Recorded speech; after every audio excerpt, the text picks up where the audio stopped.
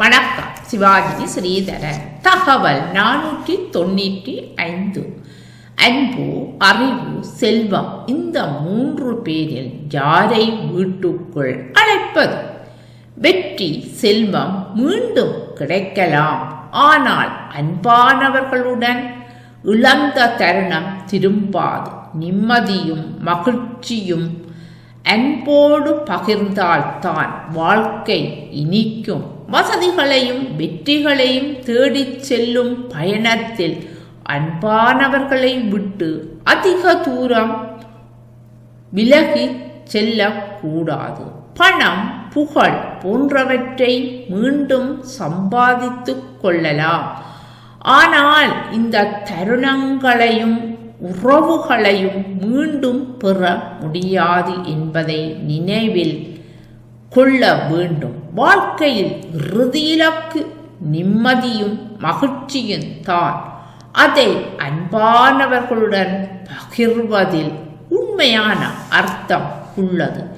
எனவே அன்பானவர்களை விட்டு அதிக தூரம் சென்றால் திரும்பி வருவதற்கு வழிகள் கிடைக்காமல் போகலாம், அல்லது அதற்கான காலம் கைகூடாமல் கூட போகலாம். இந்த உலகில் அன்பை தருபவர்களை விட அனுபவத்தை தருபவர்கள்தான் அதிகம். உண்மையில் அன்பு என்பது மாபெரும் வரம். இது வெறும் உணர்வு மட்டும் அல்ல, நம் வாழ்வை அர்த்தமுள்ளதாகவே ஆக்குகின்றது. அன்பு இல்லாத வாழ்க்கை பாலைவனம் போன்றது. அன்பே உலகை இயக்கும் அச்சாணி. அன்புக்கு வலிமை எங்கு உள்ளது என்றால் மன்னிப்பில். மறப்போம், மன்னிப்போம்.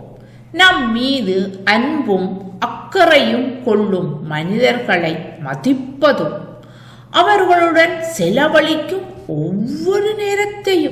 ஒவ்வொரு நேரத்தையும் பொப்பிசமாக கருதுவோம். அன்பு, அறிவு, செல்வம் இந்த 3 பேரில் யாரை நீங்கள் உங்கள் வீட்டுக்குள் அழைத்து வர போகின்றீர்கள்? நான் இந்த 3 பேருமாக எங்களுடைய பாமுகம் டிவி லண்டன் தமிழ் வானொலியாகத்தான் நான் எடுத்துக்கொள்கின்றேன். இன்று பாமுகம் டிவி லண்டன் தமிழ் வானொலி 29வது ஆண்டில் கால் பதித்து பதியமிட்டு மனம் மகிழும் தருணம்.